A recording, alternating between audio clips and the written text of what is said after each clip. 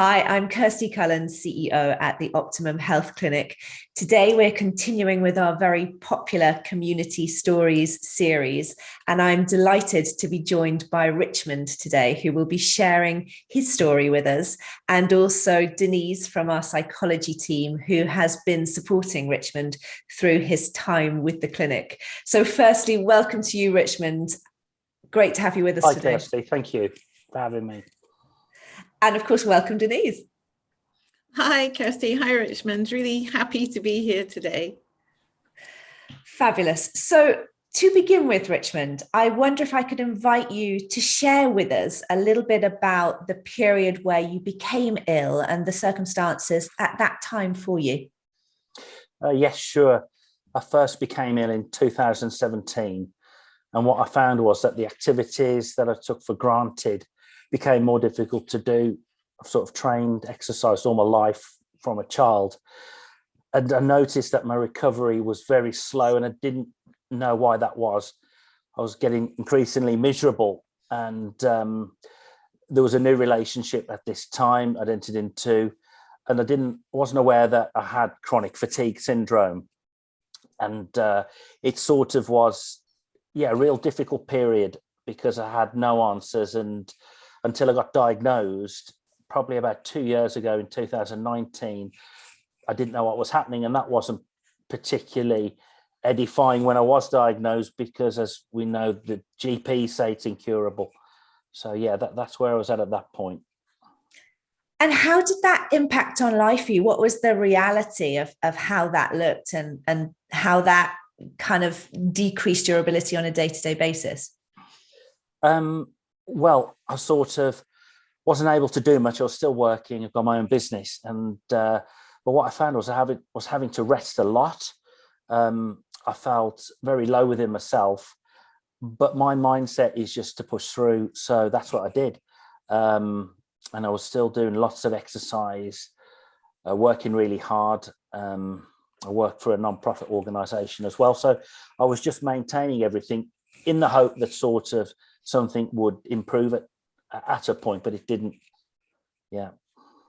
And as we all know, only too well, actually, there are often a set of triggers. Potentially, there's no one factor.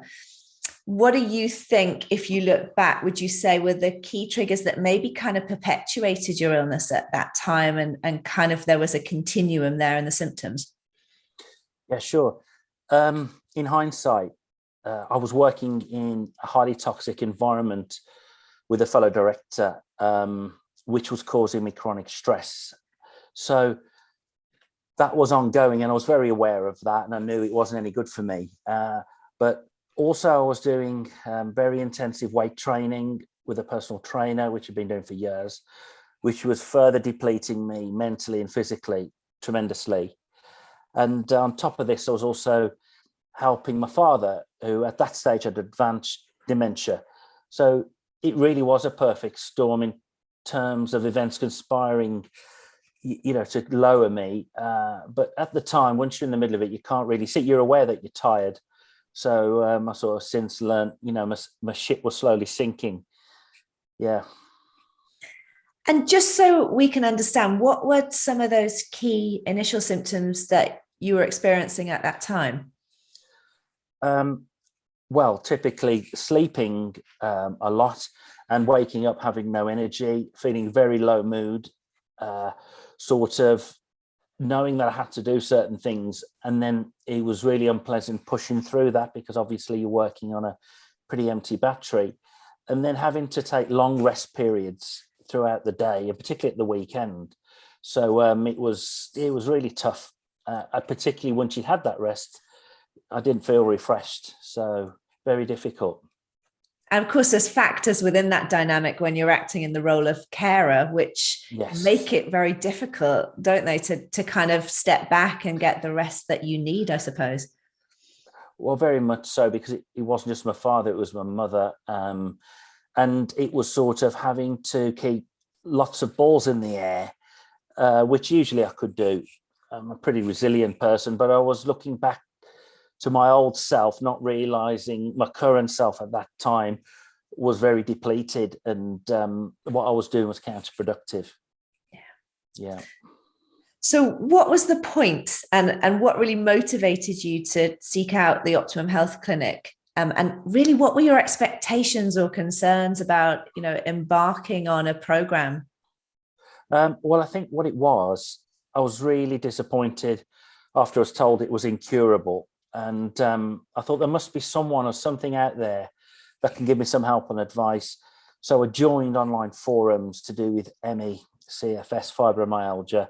And after many months of looking through them and everything, someone posted a link to the clinic. So I thought, well, what have I got to lose? I read the reports and it looked really good. People had recovered. And what really impacted me was the practitioners, Alex himself, that recovered from this horrible disease. So I was really keen to give it a go. And Denise will come and tell us a little more about the 90-day reset program in a moment. But I'm interested to know, what were your experiences, Richmond, of attending on a practical basis in terms of energy management and fulfilling, the course and its lessons? So I'll be honest with you, some weeks it was tough to attend, not because I didn't want to, because of the lack of energy, but I realized that in 90 days, I just had to persevere with it. Certainly with the homework, it's like anything in life, isn't it? Nothing's easy if it's worth gaining. And I had to apply myself. But what I'd learned quickly was not to just forge ahead and just keep plowing through it, which again would reduce my fatigue. So when I had a bit of energy or whatever, I just gradually worked through the program. And if I'd missed any one week, I carried it over. And actually, once the program finished, I left it a couple of weeks and I started it again on my own, just to sort of kind of try and reintegrate as much as I could, because there's lots of information in there. So that flexibility was helpful in terms of being able to sort of pause and revisit. Oh, very much so. And prior to the start of the course, the Secrets of Recovery, I watched it all. There's lots of videos there and sort of my personality type. But I thought I've got to get a background and like a deeper sense of, because if you're new to it, it's like anything, but particularly this, there's lots of nuances and different things going on. So, I just sort of looked at all the material and then started the course with an open mind and with thinking I'm going to get better. And obviously everyone will be keen to know, Richmond, what is your current health status looking like, having put some of that work in at this point? I found that my energy is slowly building back. And I have days where I have much more energy. I'm not going to say the fatigue's completely gone, but what I can see is it's a gradual improvement through implementing sort of what I was taught on the course and listening to my body. So, in the future, I can see myself, I know I'll get to a recovery point at some point. Yeah. So you're kind of embarking on that journey as yes, it stands at the moment. Yeah. Employing everything that I've learned. Yeah. And you mentioned some of the tools there. What were some of the key tools that you found useful that perhaps you were taught as part and parcel of the course?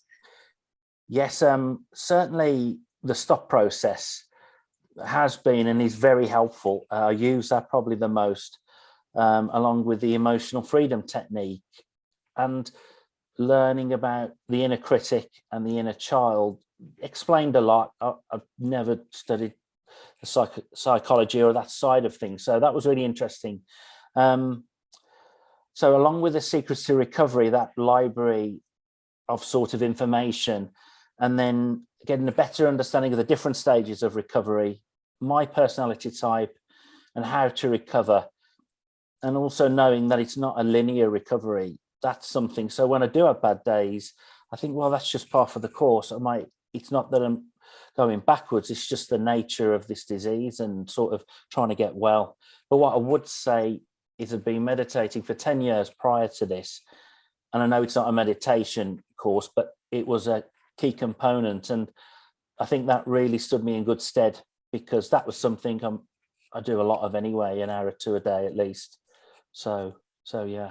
That's an amazing foundation to have, isn't it? I think to be able to structure yourself in that way and presumably you'd already seen the benefits of meditation and sort of understood how that could be built upon when you arrived at the clinic.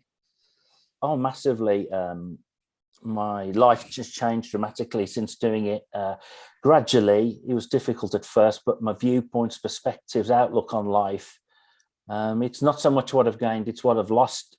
Anger, like impatience, you see things differently. I'd recommend it to anyone. It's a spiritual practice I follow.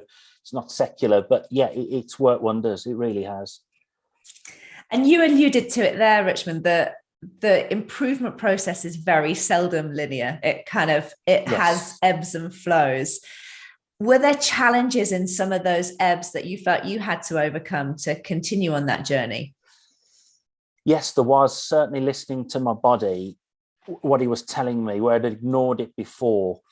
I sort of had to reconcile myself. It's common sense, but sometimes if you've got pressing things to do, not pleasure, but work, etc., you tend to want to push ahead. And also controlling my thought patterns, which I found difficult at times.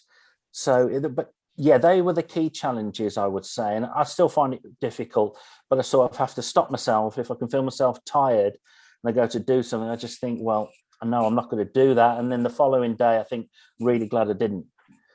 Yeah. And what interests me there is you also speak to the personality subtypes that we talk about at the clinic. And I'm interested to know, has there been a change in how you identify with or resonate with some of those subtypes, things like the helper, the achiever, the perfectionist, and what changes have taken place there that have supported your health improvements?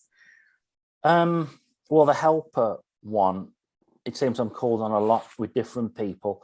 I've took a step back from, which has upset certain people, but it's kind of putting myself first and not just saying yes, because it's inherently energy draining, constantly being there for people. That's not to say I don't help people, but really balance it. The achiever type, that's kind of gone with the meditation that I've been doing for years, although there is still some there. And the one I'm working on as well is the anxiety type as well, which is, I find, more difficult because it's more sort of nebulous, but there's ways to do that. So yeah, I saw a lot of myself in those personality types.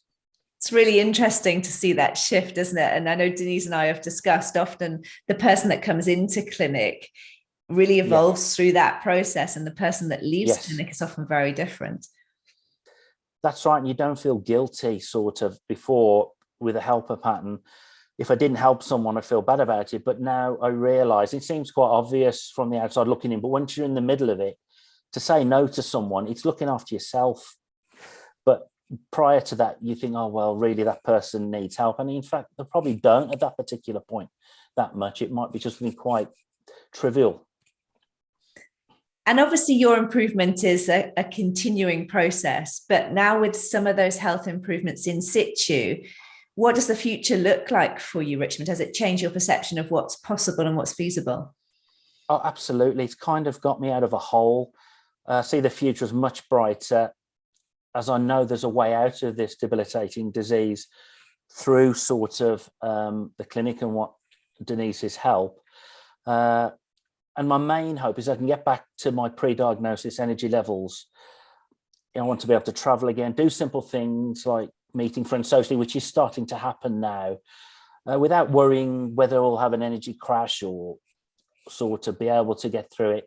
So already I can see things are getting better. And that's a huge mindset shift, isn't it? When you can go out with the confidence to not be concerned all the time about what the payback will be. Absolutely, because it ties into the anxiety pattern. Obviously, if you think you're going somewhere and you're going to have to leave early, or it could be a work engagement where that's not really an option. So yeah, it kind of rebuilds your confidence to feel comfortable in those situations. So Denise, it's probably really helpful to bring you in at this point and just ask you a little more about the 90-day reset program itself and how that's structured so that perhaps our listeners can understand the process that Richmond's been through. Yeah, the 90-day reset is over 12 weeks. So that's, that 3-month period that we're kind of talking about, to see those shifts that you make on the psychology side then turn up in the physical body. It's nicely kind of chunked down into psychoeducation and teaching the tools. There is quite a lot of content. So, what Richmond said is right. We really encourage people that when you get to the end of the 12 weeks, give yourself a little bit of time off, go back to the start and slowly work through the material again. There's some great videos that Alex has done explaining all the theories and why we're asking you to do what we're asking you to do. There's, again, lots of interaction, lots of time to ask questions, practice the tools and techniques when we have a weekly Zoom call. And again, these are all recorded, so you can go back and watch them again and again, and hopefully learn a little bit more every time you go back to them. Yeah, there's a whole load of resources. As Richmond was saying, there's also access to Secrets to Recovery. That's got a meditation module for people who haven't meditated before. There's a whole module on EFT. And there's lots of interesting little interviews or videos that I can direct people to when they've got a particular question or issue. So that's another kind of great resource as well. And there's plenty of worksheets to do each week. And yeah, little bits of homework that really help you focus on what's necessary to really get recovery on track. And what I'm hearing is, Richmond, it sounds to me like you really committed to that process and kind of trusted that process with a real willingness to use the tools and the structure and work consistently. How important do you think that, that kind of self-discipline and self-belief are? It's critical, because I think I mentioned before, anything that you do, I think unless you commit to it, the results are going to be limited or non-existent. That's been my experience of life. You sort of get out what you put in, but I realized to put it in a steady way, not before just to plow ahead and sort of overdo it. But it really is. I thought, well, if I'm going to embark on this course, I'm really going to try, because I can't see anything else out there. At the moment, I've looked through lots of material, lots of different things that's doing this. So I thought, well, if this doesn't work, or it's because of my lack of effort, I can't afford to do that. So yeah, that's what motivated me, really. And I think that key juxtaposition is having the tools and the structure there, but also allowing yourself to work at your own pace. So not coming at that process like a sort of a typical perfectionist achiever and thinking, I've got to attend and do my work, within sort of this next 7 days, but actually I can defer, or I can just, revisit things. And it sounds to me that that was an important element for you. Yes, it was. And that was explained to me prior to starting the course. I think on one of Alex's videos, he said, go at your own pace. And I knew the material had lifetime access to it. And I knew it wasn't sort of an immediate panacea after the 90 days. That's it, done. I knew it was an ongoing process. So with all that in mind, it's about pacing through the course. And on the days certainly I had more energy, I gave myself more to it. So yeah, it worked. And Denise, I wonder if I could come back to you. Obviously, Richmond mentioned the psychology subtypes there, the achiever, the helper, the perfectionist, as we mentioned. And we discussed how sometimes those personality traits can play a role in perpetuating the symptoms often. So how important is it to not only recognize those traits in the first instance, but to work with them as part of the process here at the clinic? Yeah, it's super important. And often with those ones, there becomes a particular point in recovery where you're perhaps so unwell. It's not easy to do those habits. It's not easy to be that helper. It's not easy to go after goals. And if you don't start kind of working with them as soon as possible, often when we start getting energy back, suddenly you're finding yourself helping people or, doing more than you're able to. So no matter where you find yourself, it's really good to focus on them so that you've got that knowledge going forward, because it definitely, we've seen time and time again, the further on in recovery you get, it's easier to kind of slide into those old habits. Richmond, I'm really interested to ask you at this point in your journey, if you could go back 5 years and give yourself advice about this process and the things that you need to have in place and the tools that you might need to use, what would be the advice that you would give? I would look back and in the 5 years, so I was probably 45, 44 then, not to think that I'm 25 and be overdoing things, committing myself so much to people, places and things. And most importantly, I wish I had read the signs my body was giving me about my fatigue. I've always sort of, through lots of sport, competitive sport, been taught to ignore that, just push through. And when I sort of hear the prevailing culture that seems like just do it or push through, it's so wrong. And it's so much out there that it's just sort of grit your teeth and get on, which to a certain point, yes, but I would definitely take a big step back and not have done so much and pushed myself so hard. If I could certainly give some advice to anyone else, it's just to pace yourself a bit more. I think that's really, really valid advice. And it's giving yourself permission and also kind of stepping away from that structure, particularly when you're in a sports environment where you're measuring yourself by certain achievements or weights or goals. It can be quite difficult to step away from that and work out how you function without that to motivate you.